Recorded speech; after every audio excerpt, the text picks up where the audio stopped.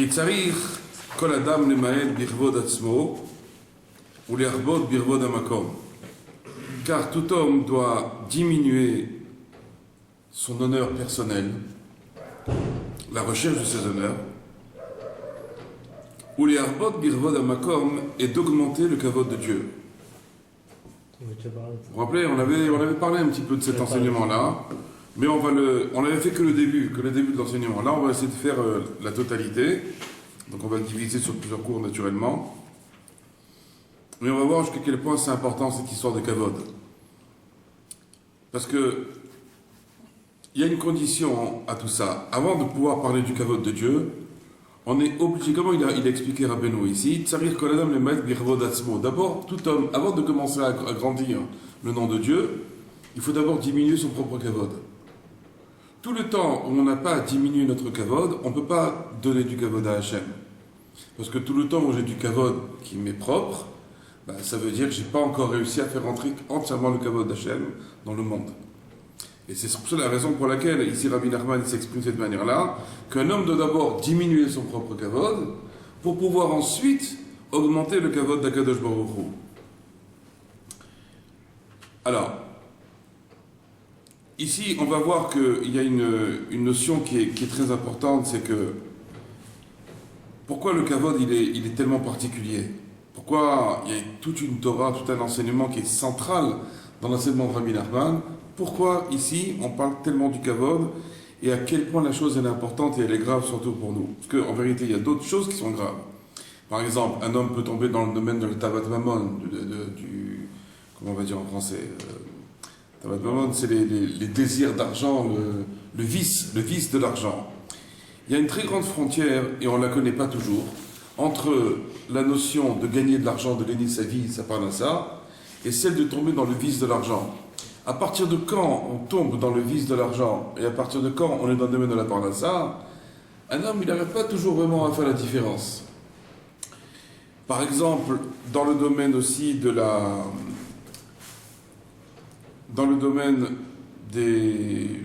nourriture, par exemple, un homme peut se demander où est la frontière entre le désir de nourriture et où est-ce qu'elle est la frontière par rapport justement à la santé, à la bonne nutrition. Chaque fois je peux dire non, ça j'en ai besoin parce que j'en ai besoin pour le kiyum magouf, pour que mon corps puisse se développer, puisse être en bonne santé. Ou alors je peux tomber dans le truc de dire que je suis en train de tomber maintenant dans le péché, entre guillemets, de la gourmandise. Ça veut dire manger pour manger. Pas manger pour que mon corps puisse bien être en bonne forme, mais manger parce que je veux remplir. Donc en fin de compte, j'ai même pas faim. Pourquoi je mange? Est-ce que parce que j'ai faim? Ou c'est parce que Béhémet, je veux encore manger pour le plaisir de manger? C'est pas que le plaisir est interdit, mais c'est un plaisir qui est inutile et qui en fin de compte détruit complètement l'individu. On le voit, les gens qui sont malades aujourd'hui, pourquoi ils sont malades? Il y a deux raisons de la maladie, l'essentiel de deux raisons de la maladie. Il y a d'abord le stress, et donc le stress va dans le manque de simra, entre guillemets, le manque de simra qui entraîne le stress, qui entraîne le chagrin, qui entraîne la nostalgie, qui entraîne la mélancolie, etc., et automatiquement ça entraîne des maladies, tout ça. Quand un homme il est surstressé à cause de son travail, à cause de sa vie de tous les jours, etc., il commence à tomber malade. Et la deuxième raison, c'est la nourriture. Parce qu'un homme s'alimente mal, parce qu'il mange trop, parce que surtout dans la société de consommation qui est aujourd'hui, aujourd'hui on est pris complètement dans le domaine de la nourriture. C'est des choses qui n'existaient pas il y a 200 ans. Il y a 200 ans, on pouvait travailler une journée entière, juste pour un quignon de pain. Aujourd'hui, ça n'existe plus. Comme si Rabbi Nachman avait vu, je veux dire, dans le futur, comment les choses allaient se passer. Ça veut dire que aujourd'hui, où on en est aujourd'hui, personne ne meurt de faim. Même dans les pays comme le Bangladesh, dans les pays asiatiques, etc., tous les problèmes de la faim ont quasiment été résorbés. Donc qu'est-ce qu'on assiste aujourd'hui? On assiste à une profusion de nourriture dans tous les sens. C'est-à-dire n'importe qui rentre dans un supermarché aujourd'hui, et il y a tout le shefa, tout le koltouf chez Barolam, quelque chose d'absolument inimaginable. Donc des choses qui n'existaient pas avant. Donc malgré tout, la frontière, elle est toujours un peu difficile à jauger. Où est-ce que c'est cette notion de nourriture pour nourrir mon corps et pour pour tenir mon existence, et où est-ce qu'elle est la gourmandise, manger pour manger, et tomber donc dans la ta'ava. Ça veut dire devenir esclave de ses désirs et de ses sens. C'est ça ce qu'on est en train de dire ici. Par contre, pour le kavod, on n'en a pas besoin du tout. On n'a pas besoin de kavod. On a besoin de manger, on a besoin de parnassa, mais le kavod, on n'en a pas besoin.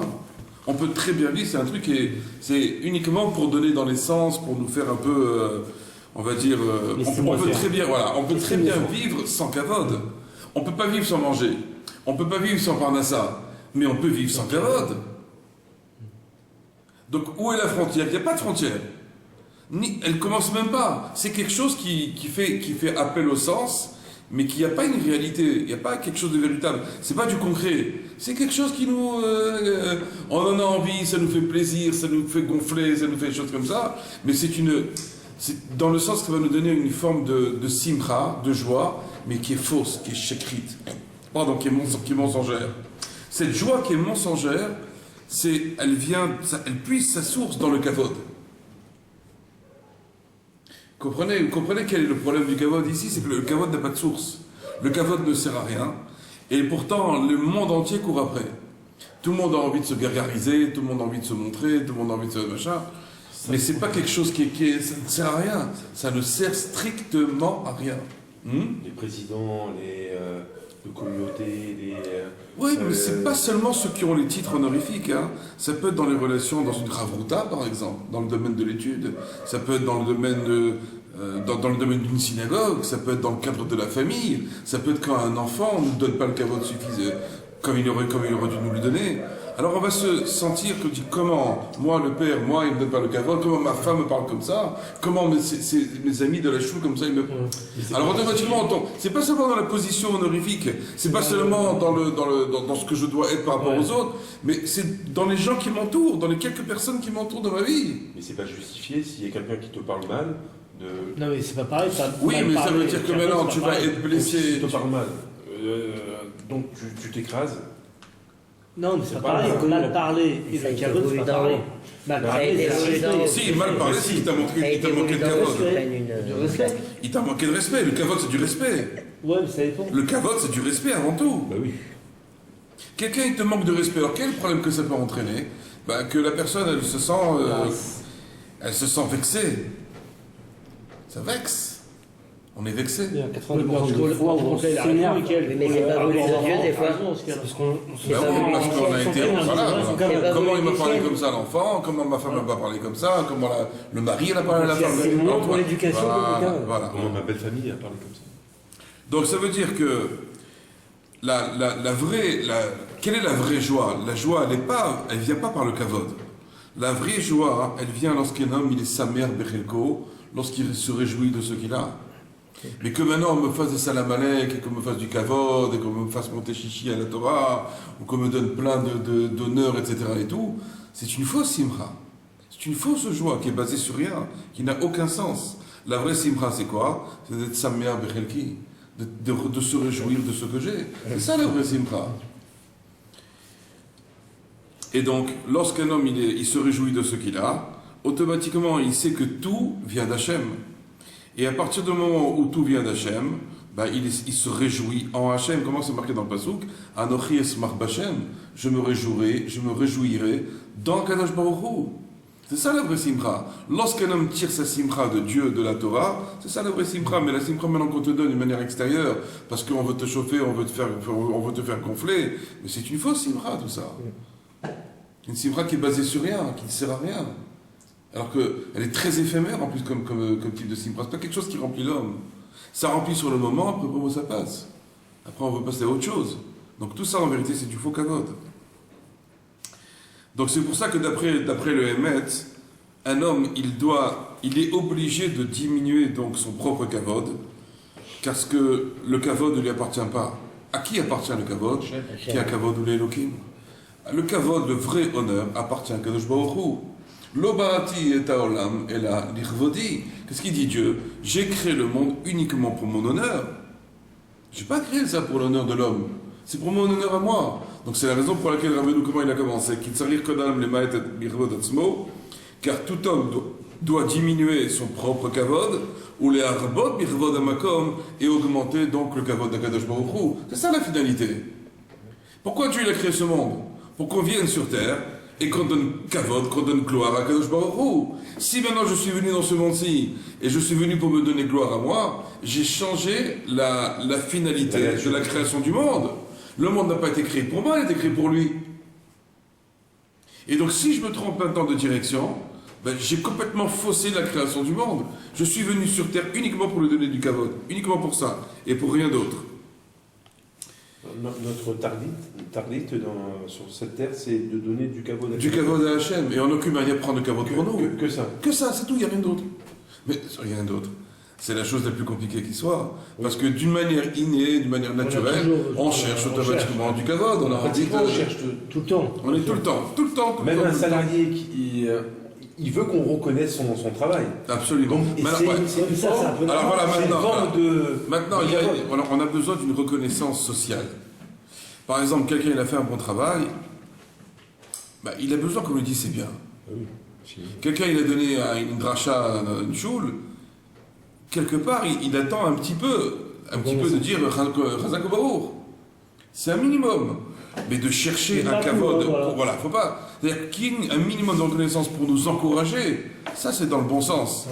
Mais quand on cherche la chose pour se gonfler et montrer notre supériorité par rapport à autrui, ou montrer ma position dominante dans le cadre de la famille ou des enfants, ou de la keïla, ou dans le travail ou n'importe quoi, là ça devient du kavod, c'est fini, après on a tout perdu. Mais ça aussi, donner un tout petit peu de kavod pour l'homme, c'est...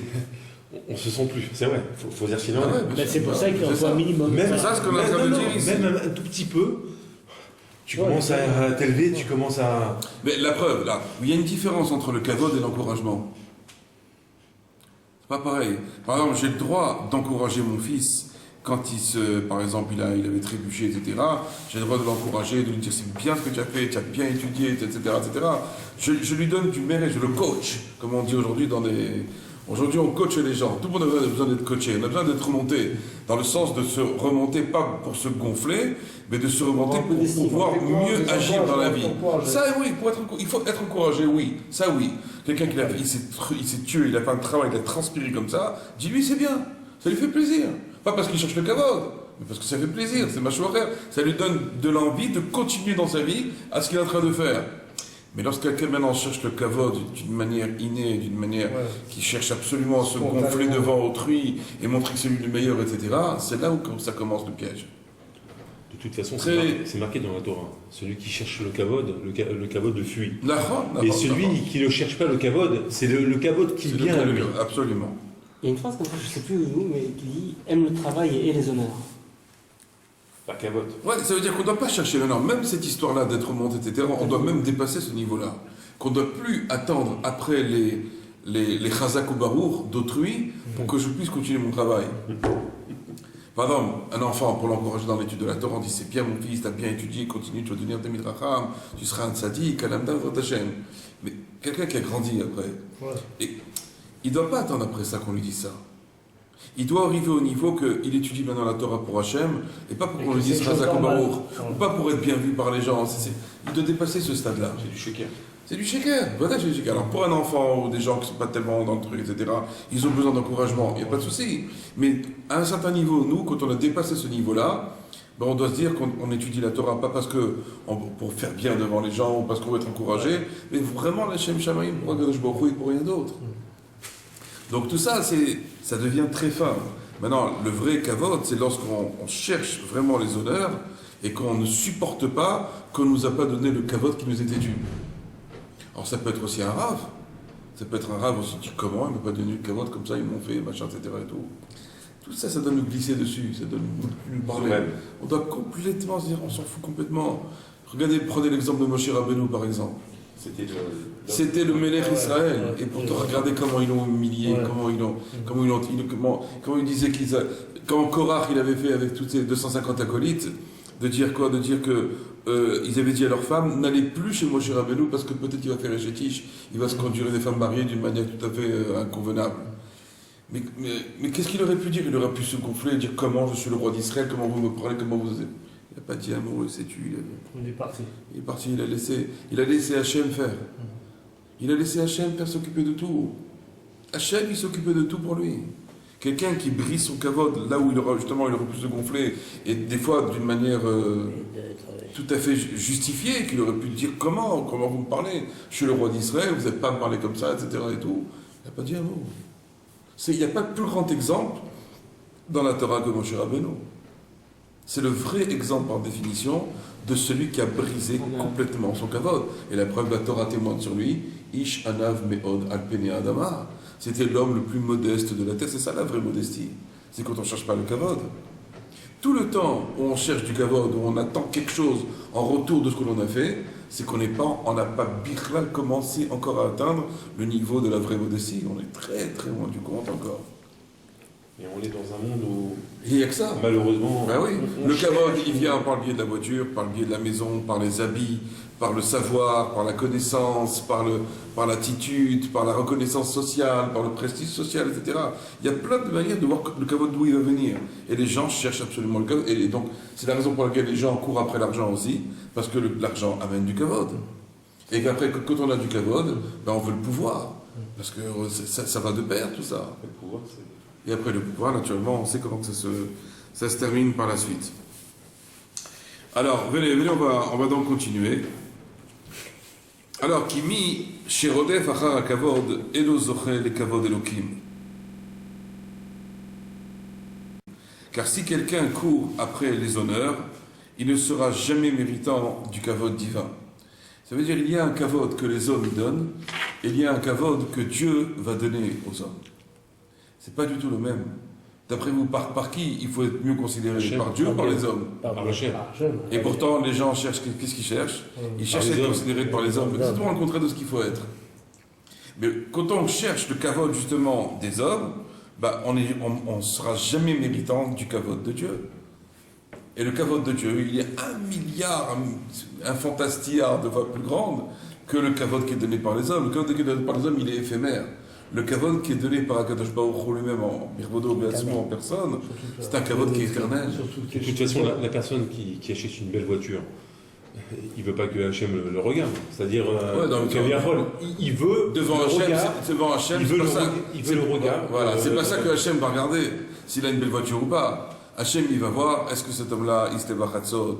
Est-ce que cet homme-là, il parle avec moi? Est-ce que cet homme-là, il se préoccupe de son prochain? Etc., etc. Tout ce qui fait plaisir à Hachem, c'est ça ce qu'il va voir. Et lorsqu'un homme, justement, maintenant, va briser son propre kavod au profit du kavod d'Akadosh Baruch Hu, et bien cet homme-là, Akadosh Baruch Hu va lui donner son kavod, il va lui faire des honneurs.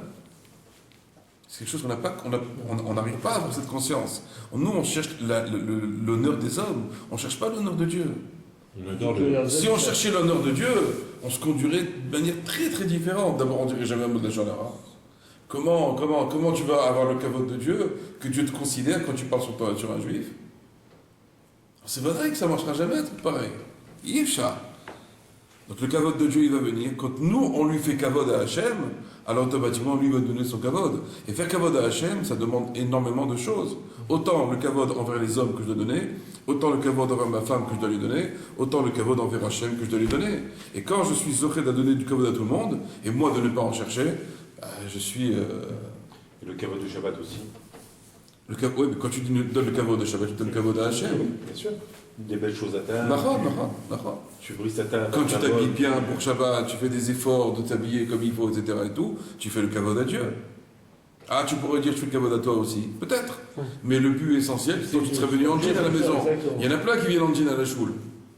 Mais ceux qui comprennent qu'il faut donner le kavod à la Malkat à Shabbat, à la veine Shabbat, ils donnent kavod à la Shrina, ils donnent kavod à Kadosh Baruch Hu.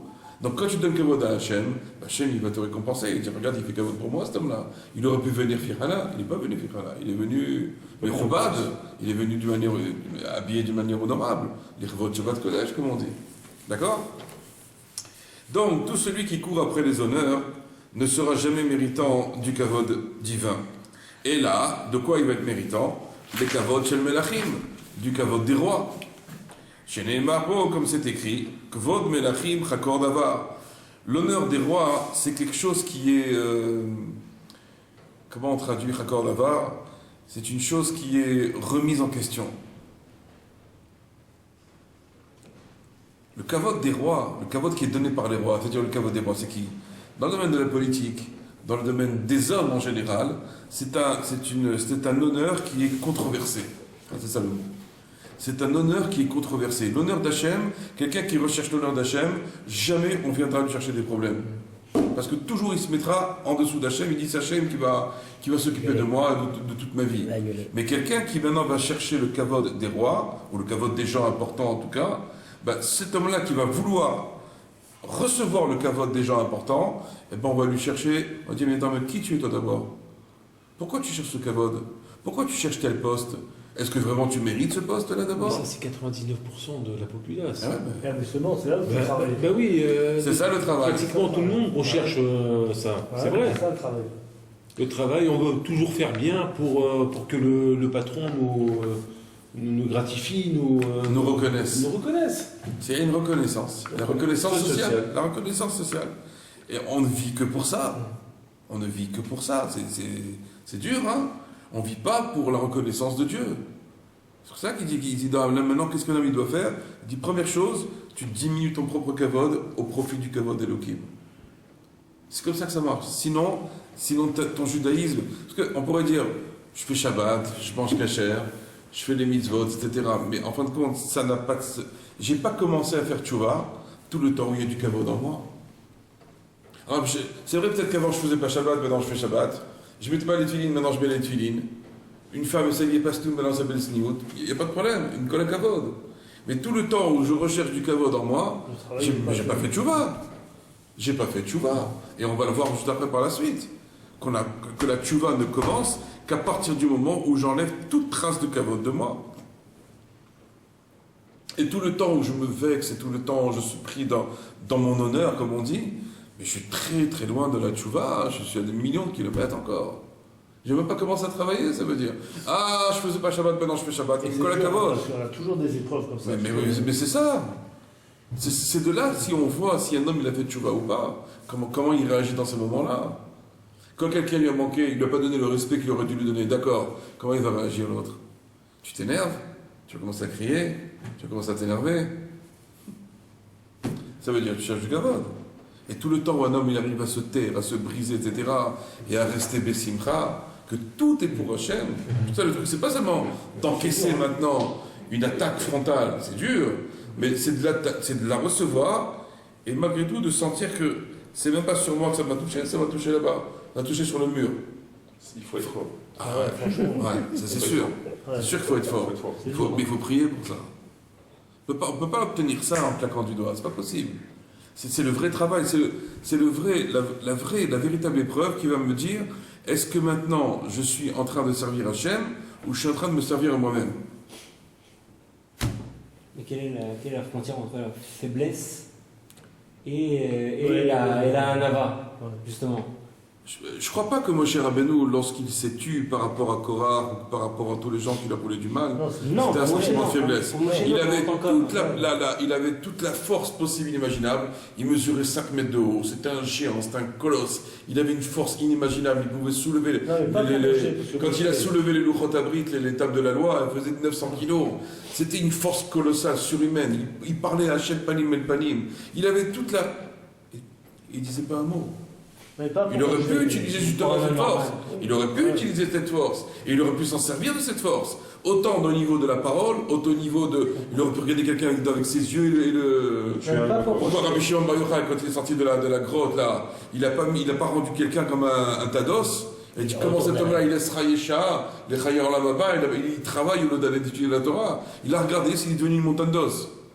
À tel point que la Shrina, une voix céleste, elle a dit comment tu es venu pour déchirer le monde entier, pour tuer le monde, retourne dans la grotte, c'est pas la peine.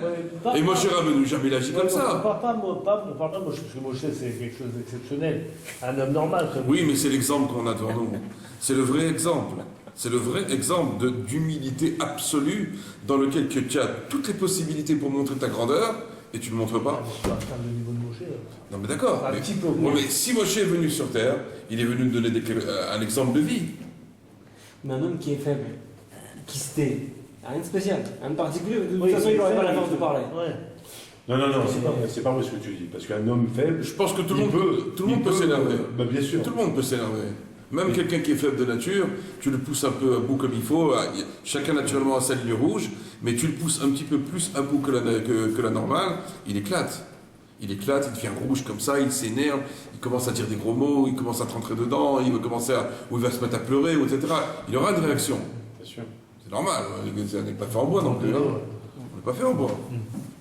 À part lui. Alors, regardez. Donc, donc tout le monde maintenant le conteste après lui. Veshoalim, et il demande. Donc cet homme-là qui cherche donc le kavod des rois, le kavod des gens importants, ça veut dire. Quand on dit les rois, c'est tout ce qui a une certaine samchout, une certaine autorité. Ça se prend dans tous les niveaux. Dans une entreprise, par exemple, il y a le chef d'entreprise, il y a le directeur, il y a le petit chef qui se joue au grand chef et qui profite de sa position pour écraser les autres. Ça aussi, c'est des problèmes, tout ça. Tout ça, c'est quoi, tout ça? Parce que ces gens-là, ils cherchent le kavod.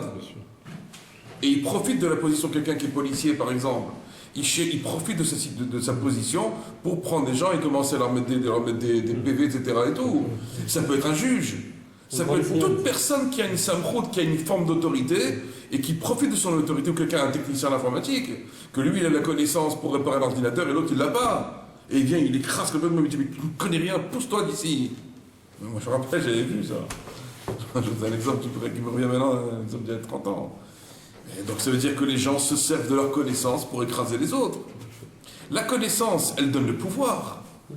Pourquoi, quand quelqu'un il a la connaissance, on lui demande, on pose une question, comment on fait ci, comment on fait ça. Quelqu'un qui est plombier, il a la connaissance.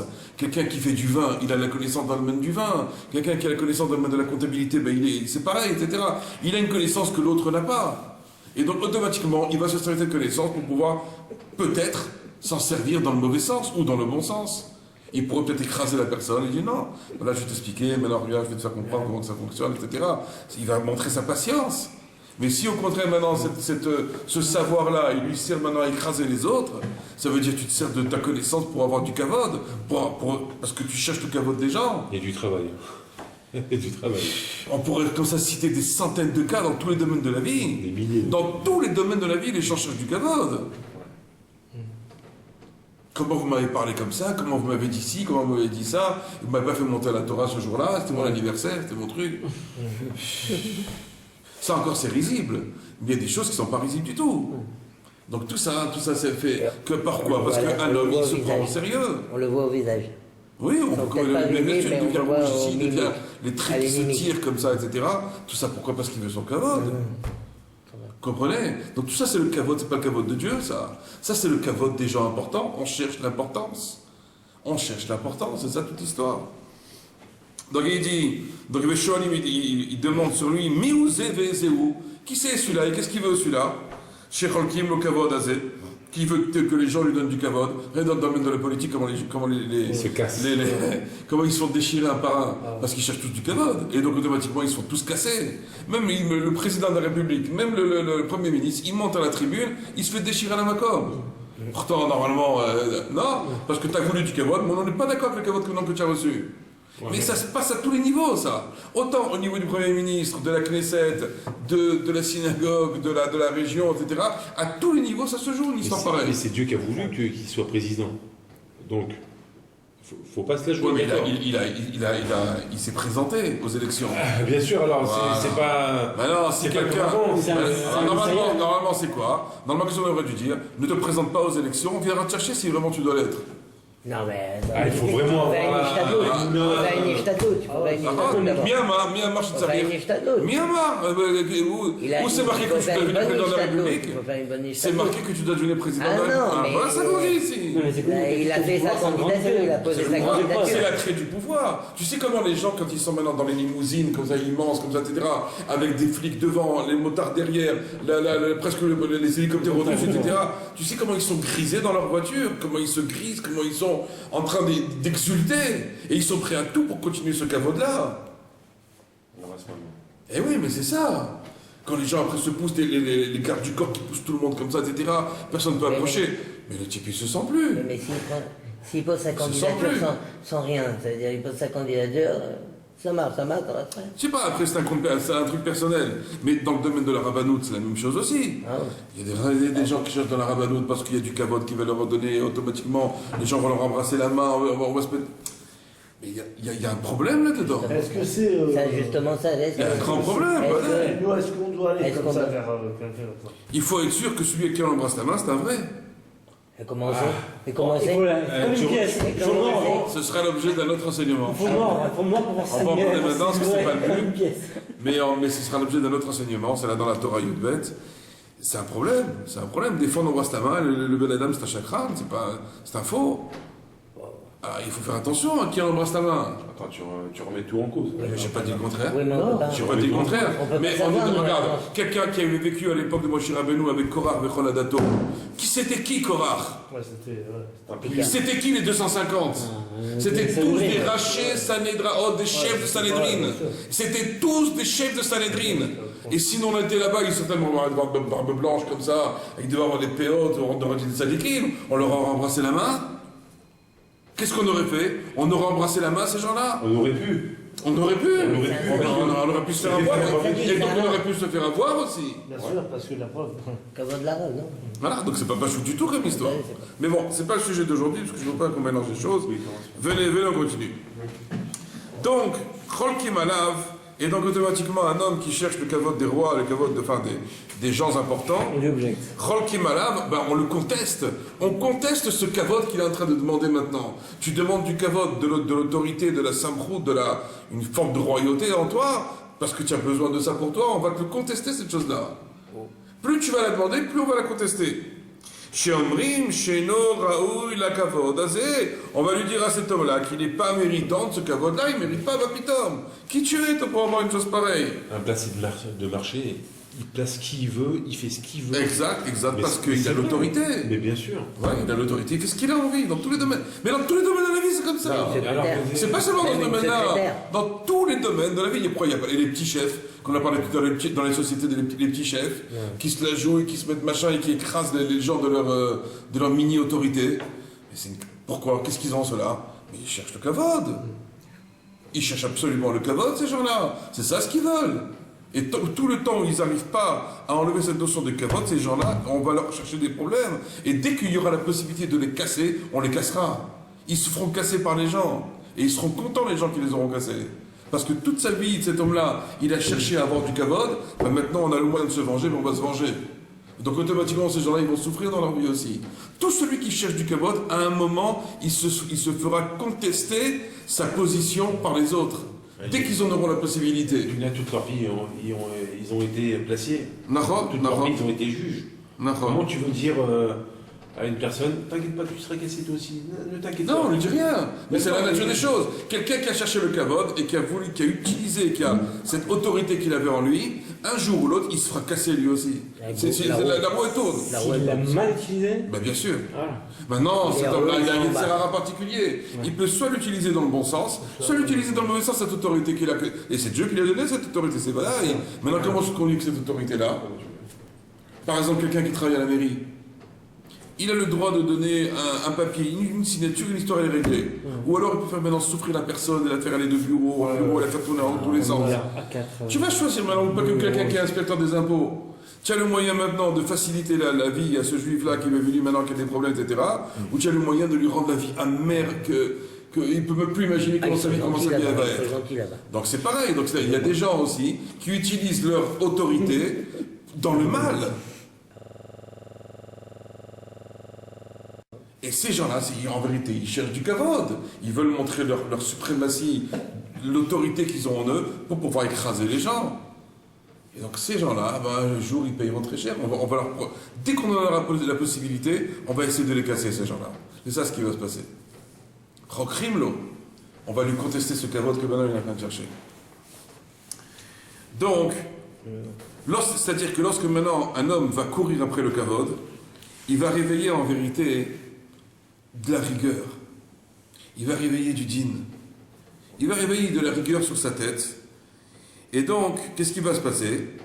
Il va réveiller des anges accusateurs. C'est ça le problème. Tu prends le kavod pour toi, au lieu que tu le donnes à Hachem, mais tu te rends compte ce que tu es en train de faire? Ce kavod, tu es venu dans ce monde-ci pour donner du kavod à Hachem uniquement. Maintenant, tu prends toi le kavod sur toi, donc tu es en train de réveiller une très forte rigueur sur ta tête. Il y a des malachim, des anges qui vont t'accuser dans le ciel. Et tout ça pourquoi? Parce que tu as pris le kavod de Dieu, tu l'as pris pour toi. Et qu'est-ce qui va se passer? Maintenant, ce dîne-là, il va s'habiller. Comment il va s'habiller maintenant cette rigueur? Parce qu'il y a une rigueur qui s'est formée dans le ciel. Comment elle va s'habiller? Elle va s'habiller dans des hommes qui vont le contester dans son kavod. Tu as utilisé un kavod qui ne t'appartenait pas. Tu as généré à cause de cela un dîne, une rigueur. Cette rigueur s'est transformée en malachim, en ange accusateur. Et maintenant, c'est venu sous l'apparence d'êtres humains qui vont maintenant contester cette autorité que tu as et qui vont te poser des problèmes dans ta vie. Voilà ce qui va se passer. Comprenez comment ça marche? Et qu'est-ce qu'ils vont dire? L'homme m'a dit Alecha, tu n'as pas le droit d'avoir un tel kavod. Et donc ils vont remettre tout en question, toute ta vie va être remise en question à cause de ça. C'est ça ce qui va se passer. Ce policier qui a joué au petit policier, ce juge qui a fait, etc., la roue tourne après, il va se passer des choses dans leur vie aussi. Il y a des choses qui sont très graves. Tu as utilisé le kavod de Dieu pour toi. Alors tu as vu, il y a des choses avec lesquelles il ne faut pas s'amuser. Aval Misheboreach mina kavod. Regardez dans le texte. Mais si quelqu'un maintenant il fuit le kavod, ça veut dire qu'il ne veut pas du tout de kavod de personne. Sur tout ce qu'il fait, il ne veut pas de kavod. Il ne cherche pas du tout ni les honneurs, ni rien, ni Chazakoubarou, ni rien du tout. Clou, mais il s'en fout de tout. Ça ne l'intéresse même pas. Ouais, ni le pshit, machin, tout, rien. Il ne veut rien entendre. Chez Memaed, Birvod Atzmo, cet homme-là qui est en train de diminuer son propre kavod. Donc ça veut dire qu'il ne veut plus rien. Pour lui, en tout cas, il est en train d'arriver au niveau du bitoul, de l'annulation totale de son moi. La vérité, c'est très bien ce que tu dis, la vérité. Il y a quelqu'un qui fait pshh, même si tu n'as rien demandé, je t'assure que tu commences à péter un gars. Tu commences à monter. Le premier Shabbat que je suis arrivé ici, vous avez parlé de ça. Ah ouais? Je me rappelle justement, vous avez dit de faire pshh. Ça peut tuer quelqu'un. Le premier Shabbat, Ouais. je suis arrivé, vous avez parlé de ça. Mais c'est vrai, un pshit de rien du tout. Alors, même s'il se fout de notre petit, on s'envole. Et c'est mignon. Ouais, c'est la raison pour laquelle, devant une personne, on ne doit jamais dire tout son chevar, toute sa louange. On doit le dire un petit peu. Ouais. Parce qu'automatiquement, mais parce que c'est inné, c'est la nature humaine qui est comme ça. C'est du ramès. Automatiquement, ça fait gonfler tout de suite. C'est dans les midot. Tout de suite. C'est dans les midot. Alors regardez. Donc on a dit Shememaed, mi sheboreach min hakavod, Shememaed birod atzmo. Si quelqu'un il fuit le kavod et donc il va diminuer son kavod donc personnel. En vérité, c'est ça le chemin le derrière de celui qui est vraiment un ave. Celui qui est vraiment modeste, il doit tout faire pour fuir tous les kavods possibles et imaginables. C'est comme ça qu'on peut savoir si on est modeste ou pas. Est-ce qu'on cherche les honneurs ou pas? Si tu cherches les honneurs, c'est que tu n'as pas commencé encore à travailler la modestie. Et on sait que la modestie, c'est la condition sine qua non pour être un bon juif. Tout le temps où tu as encore de la gave en toi, tu n'es pas un bon juif. Tu fais Shabbat, tu manges cachette, il n'y a aucun problème, il y a une colle à kavod. Est-ce que de la fausse modestie, ça entraîne vraiment... Non, parce que quand tu fais de la fausse modestie, en fin de compte, tu attends quand même quelque part qu'on te dise quelque chose. C'est de la fausse modestie. Quelqu'un, par exemple, il ne veut pas, il me dit non, Rav Shalom, ma pitom. Il me dit vas-y, continue encore, je l'entends. Non, mais non, pitom, moi, tu cavotes, on ne veut pas. Vas-y, qu'est-ce que tu disais alors? C'était bien le coup. Comprenez? Donc, ça, c'est des situations qu'un homme, en vérité, c'est de la fausse modestie, c'est n'importe quoi, ça. Il faut vraiment fuir complètement pour de vrai. Pas du style. Il faut être sincère, c'est très difficile. Hein. Je me rappelle une fois, j'avais donné un cours à Beth Yitzhak. Et le lendemain matin, je croise quelqu'un, et il me dit, vous savez, à ce qui paraît, le cours que vous avez donné hier soir, c'était extraordinaire. Il m'a tué sur place. Lui, il me parlait, et moi, j'étais en train de m'envoler. Les ailes qui sortaient comme ça. J'avais envie de lui dire encore. Après, j'ai une petite. Regarde-moi ça. Je vais perdre. C'est pas Tu t'es pris au piège. Complètement. Facilement. Ça veut dire qu'en fin de compte, on ne lui fait pas une tova à la personne. C'est-à-dire, s'il a besoin d'encouragement, il faut lui dire. Quand il a encore au niveau des encouragements, il faut dire. Mais non, quelqu'un a pu faire un bon devoir Torah, tu peux lui dire Chazak Baruch, ça va. Mais pas commencer maintenant à le chauffer, à lui dire et machin, etc. On est en train de le tuer à petit feu, cet homme-là. Parce qu'automatiquement, il se gonfle à l'intérieur. Mais tu gonfles de quoi? De rien, de petit clown. Dans quelques années, tu vas partir, c'est fini, tu seras dans le truc. Il n'y a plus rien. Non, mais justement, il faut. Pourquoi on parle de ça? Pourquoi on parle de ça? Parce que ça remet les pieds sur terre. Faut pas. De quoi tu te la joues? De quoi tu te la joues? De quoi? Tu es un mortel, tu vas partir de ce monde si tu vas pas rester. Il ne faut pas se la jouer, ça sert à rien. Qui c'est qui se la joue? Les gens qui croient qu'ils sont immortels, que ça va durer toute la vie, mais c'est une erreur totale. Vous comprenez comment ça marche?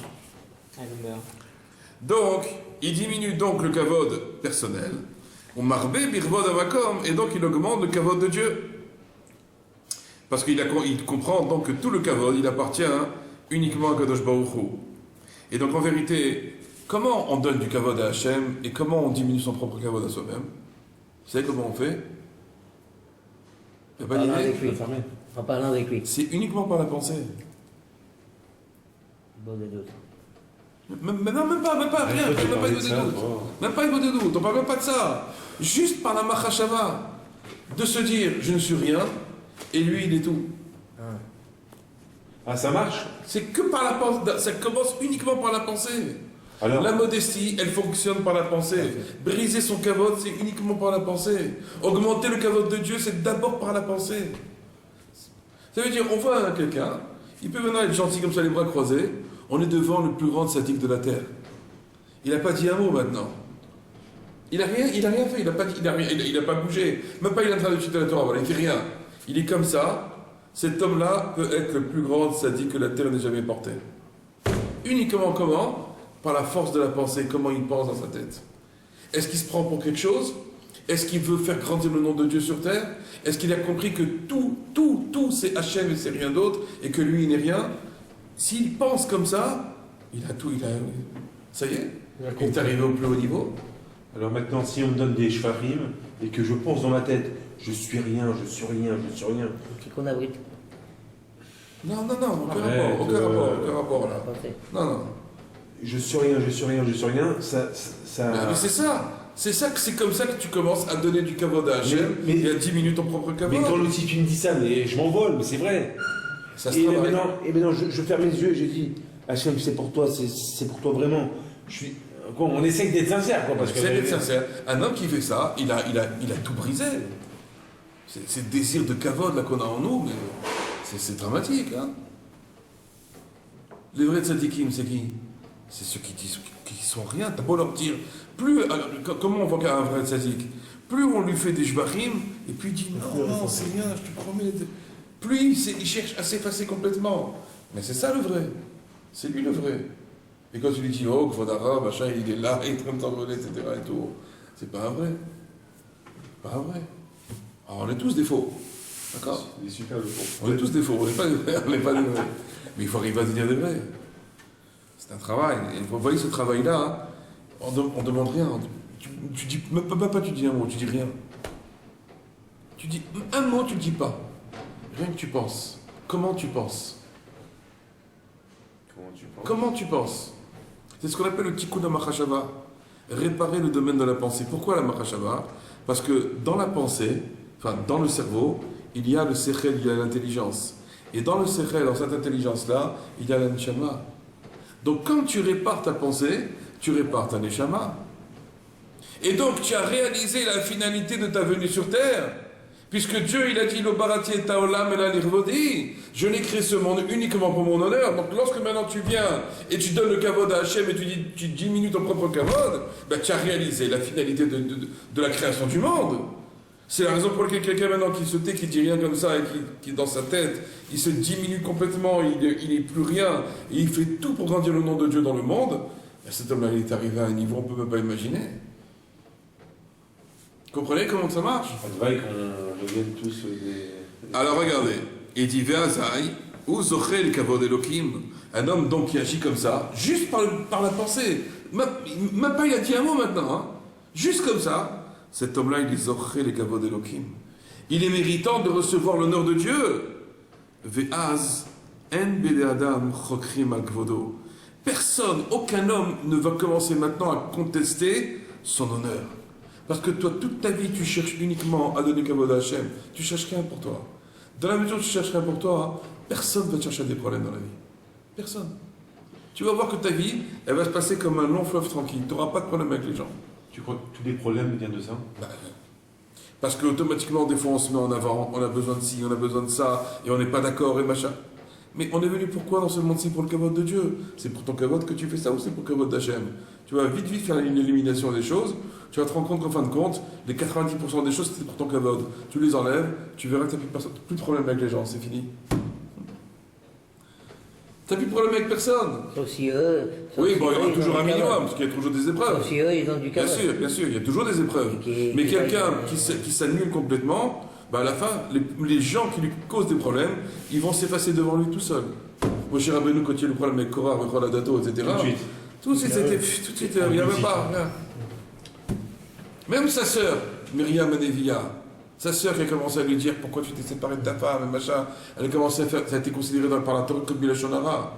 Il n'a pas dit un mot. Qu'est-ce qui est marqué après qu'elle lui a dit cette histoire-là? Pourquoi tu te prends, toi? Nous aussi on est des Névim, nous aussi on est des prophètes. Pourquoi toi seulement tu peux te séparer de ta femme? Voilà, nous on vit avec nos maris et nos femmes, on n'a aucun problème. Pourquoi tu fais ça? Il aurait pu se justifier. Il aurait pu dire que ma névoie à moi, que ma prophétie, elle est 1 million de fois plus grande que la vôtre, que ma perception de Dieu, elle n'a rien à voir avec la vôtre. Que je suis complètement... J'ai aucun signe de faiblesse en moi, je n'ai que la grandeur, je suis le roi d'Israël, etc. Il aurait pu se justifier 1000 fois devant sa sœur. Il n'a rien dit, il n'a pas dit un mot. Alors de se justifier... Et qu'est-ce qui s'est passé? Immédiatement, Kadosh Baruch Hu, il a envoyé la lettre à sa sœur. Il n'a pas dit un mot, il ne s'est pas justifié. Quand tu commences à te justifier, à part si c'est un problème pratique, sans rentrer là-dedans, mais quand tu te justifies, ça veut dire que maintenant, tu veux pas qu'on pense à deux vagues. Tais-toi. Apprends à ne plus rien dire. Et tu verras que les choses vont, toutes seules, elles vont s'arrêter devant toi. Toutes seules. On te brise, tu te tais. Tu te tais, tu dis rien, tu dis ça boue. Tu dis Hachem. Non, mais justement, il faut pas que ça boue. Faut pas que ça boue. C'est ça. Si ça boue, c'est pas bon. Si ça boue, c'est pas bon. On n'a rien fait. On n'a rien fait si ça boue. C'est ça le problème. Ouais, je sais. Faut pas que ça boue. Et on a le droit de crier dans la rue. Ah, un truc comme ça. Tu as le droit de dire Hachem aide-moi. Ah, d'accord. Tu as le droit après d'aller courir dans la forêt, de demander à Hachem de l'aide. Hachem, qu'est-ce que tu veux de moi? Pourquoi tu m'as envoyé telle épreuve? Ça, tu as le droit de dire. C'est sûr, faut pas. De toute façon, je veux dire, si quelqu'un nous attaque par des mots, par des phrases qui sont méchantes, etc., c'est sûr que d'abord, il ne faut pas répondre. Mais c'est sûr qu'il ne faut pas non plus rester avec des choses dans le cœur. Ça ne sert à rien, on va tomber malade après. Est-ce qu'on peut... Il faut aller voir la paix. Voilà, il faut attendre qu'on se calme. Parce que sur le moment, on peut dire des choses qu'on va regretter. Voilà, on peut dire des mots extrêmement méchants. On peut sortir des lames gilettes de notre bouche. Donc il n'y a pas de raison que maintenant lui, il s'est bien dégagé sur nous, il nous a tués, et que nous maintenant on ne va rien dire et on va souffrir la mort. Non, on attend que nous on se calme, et on attend de trouver l'opportunité pour pouvoir parler avec la personne en question. Tu sais, ce que tu as dit l'autre jour, ça m'a fait beaucoup de peine, ça m'a blessé, j'ai été brisé, etc., etc. Et de là, commence à avoir une discussion, de commencer de dire les choses telles qu'elles sont. Ça ne sert à rien de rester d'un côté comme ça, et d'emmagasiner, et après, ça développe des maladies, tout ça aussi. Mais c'est sûr que le but essentiel, c'est d'arriver à ne pas parler et à se taire dans son cœur. Ça, c'est le tzaddik qui a un niveau qu'on ne peut même pas imaginer. C'est quoi? La preuve, c'est marqué que si un homme pareil, vous avez vu un homme qui a reçu un bisayon, une honte en public, et qui n'a pas réagi, qui n'a pas dit un mot, tout de suite, allez lui demander une bracha. Parce que c'est la bracha d'un tzaddik. Et sa bracha, elle va se réaliser. Tout de suite, il faut y aller. Parce que c'est des choses qui sont très difficiles à vivre. Et ça demande un travail personnel énorme. Mais en attendant qu'on arrive à ce niveau-là, si par exemple on ne veut pas rester avec la souffrance dans le corps, qu'est-ce qu'il faut faire? Il faut seulement aller voir la personne au bout de 2-3 jours, quand on est bien calme, et lui faire comprendre que ce qu'on est en train de se passer maintenant, ce qui s'est passé l'autre jour, c'est une chose qu'on n'est pas du tout d'accord, mais d'une manière polie, sans s'énerver, sans dire des gros mots, sans dire des phrases méchantes, etc. C'est ça ce qu'on veut dire ici. D'accord? Alors regardez. Ve'az en ben adam chokrim al kvodo. Donc personne ne va donc maintenant contester son honneur. Imou raoui, imlav, est-ce que maintenant il est raoui, il est apte à recevoir ce kavod, il n'est pas apte, etc. Ve'alav ne'emar, et sur lui c'est marqué, kvod elokim master davar, l'honneur de Dieu c'est quelque chose qui est caché. Qui a sourd l'arcor à la kavod azé, car on n'a pas le droit donc de venir maintenant contester cet honneur-là. Mais si maintenant quelqu'un ne cherche pas du tout un kavod pour lui-même, seulement que tout son but c'est d'augmenter le kavod de Dieu d'une manière claire dans sa tête, que lui, en vérité, ne lui convient aucun kavod, il ne veut rien entendre de personne, tout ce kavod-là, en vérité maintenant, il est shayach HaKadosh Baruch Hu, cet homme-là, il est aurait du vrai kavod de Dieu. C'est uniquement dans ce sens-là. Lorsqu'un homme il travaille dans ce sens-là, il est méritant de la kavod d'Hachem. La semaine prochaine, on continuera là-dessus et on verra beaucoup d'autres notions encore.